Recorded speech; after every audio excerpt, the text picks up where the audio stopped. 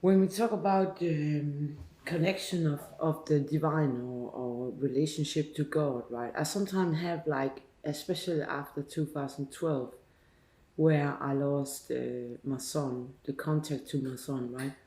I felt sometimes you can, almost lose your wings. You kind of lose your direction, or you got, I mean, my world is pretty light enlightenment. I think I think my world is built on enlightenment. I kind of see through the defensive of darkness, or I can light up, the problem, or I can, in a way bring some kind of healing by knowing things, right?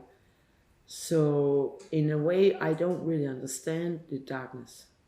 I don't really understand how you can be caught up in depression. Or, I feel the same shock as you do, and I got like, I was almost killed sometimes, and I felt the kind of the terror of that afterwards, right? But I didn't feel like the light was gone, and I didn't lose my faith. And still today, I don't lose my faith. And I think it could be like a programming, I don't know. But I also think that when you sometimes, you talk to your inner voice, or you write something about what am I going to do when I think that the rest of the world is evil. I think the people around, for example, the animals here, or can't you not see their suffering? And I can see the people around these animals or these children, they're suffering too. Why don't somebody help them? And if I'm trying to help them, they get aggressive, right? Like they were defending their own defeat. So in a way, it's difficult for people to kind of, you could say, receive help more than I actually thought was possible. Like you can visually see that the cattle, the ponies, and the horses are suffering, but you want no help, and that's just weird. But sometimes when I kind of really struggle with to find out what kind of thing this is, right? I sort of lost my one wing, and I saw like despair. Like I saw the totally darkness to some people. They could almost like on the earth, on the soil that people can be in that I didn't know of. Like, what is that? If that is losing your God, losing direction, or losing enlightenment, right? And then, whoa, I got my wing back, and I can still navigate, and I can, make more, right, and stuff like that. And I can still work in the light and do strange things sometimes. So when I rescue people, for example, how could you know that I rescued your life or something like that? So I think I don't know if I think people lost some direction when they got they lost the time they need with themselves and some kind of religion, no matter what it is, if it's Buddhism or Muslim or Christian or whatever. But they're very obtained entertainment, and where they're always looking at entertainment, gambling, videos and stuff. I do it myself. Oh, and they're very like not together. It I think this animal neglect is actually telling there's no community. There will probably be somebody with some grass somewhere, or at least somebody who could help, you know. And the lack of community also make people don't really talk anymore. And the same with the families, they don't talk anymore. So basically you don't know who you're together with. And I also think that opens up a door for, you could say, even people like the stranger that moves in,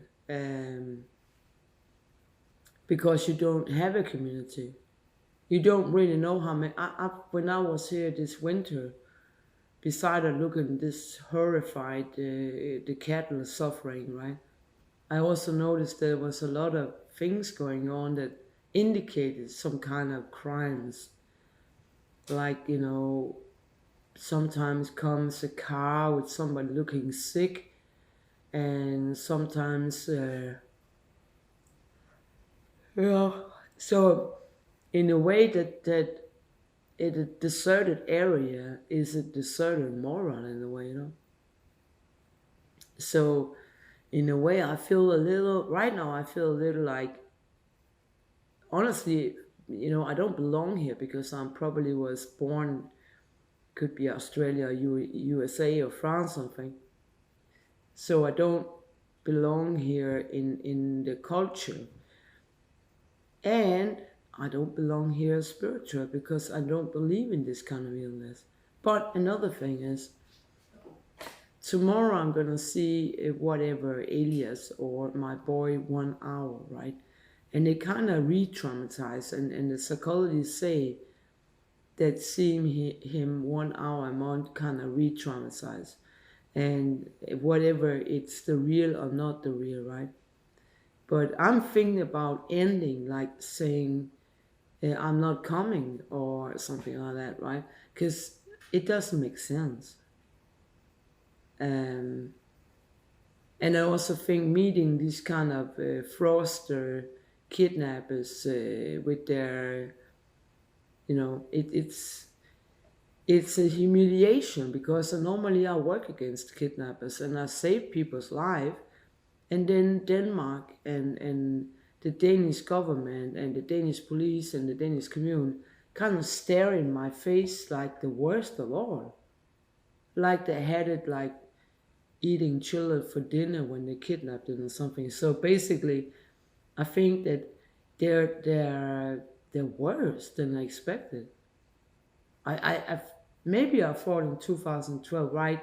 I might know something about this case because I've been targeted for data spying and terrorism. So maybe I can help the police. But I realized they didn't want any help. They were in it. They were corrupted, right? Makes it very difficult to I mean, I have my faith. I don't doubt my faith, but I just see country that doesn't even know who God is, which is pretty strange in a way. So, when I'm here, I think like, who else got lost, Who was living in these houses before, and where are they now, and who's selling them and stuff like that? Is there somebody, do they know where they are, these people? And at the same with the animals, another night outside, no sure water, no corn, no nothing, Is and on the cyber crimes, I got like 2 mails saying they looked after the animals. It looks fine, right? Any kind of idiot can see it's not fine, and the people who has the animals are broke or sick, So it's just a normal animal welfare case, but they don't want to give in on it. They are sending like fraud mails, and they are stalking, and that's also a funny thing. I think is strange. They rather want to fight than feed the animals, right? Another thing I noticed is that this kind of brutality and this kind of psychic violence and the cybercrimes, it actually indicates there's no woman around. It's all men. It's a sort of manhood, brotherhood, and a lot of children, and a lot of neglected animals. It's more like a man's thing to don't care about animals. I can't imagine how a woman would say like, whoa, that pony looks sick, right? I don't give a fuck. It's the same as, for women, small animals and babies is a little bit the same in some way. I know it's not right for the animals, but that's how we are as women. Like, look cute, right? And the problem is that there's nobody really having these genes of caring in the whole area here. So I'm questioning now, are you a man or a woman? You know? My neighbors, for example, did they not see these cattle or these ponies? Did they don't care or what? Well, they're fine, you know. Basically, I think that this kind of manhood is also the way of stepping over limits all the time. There's a lot of noise and there was a child screaming, I know who my mother is and stuff like that. Something's fucking totally wrong, man. You know, I hope God comes here with all his mighty army and kind of knock them down, you know. But again, you tell me, God, because if he doesn't come, I better stop him, you know.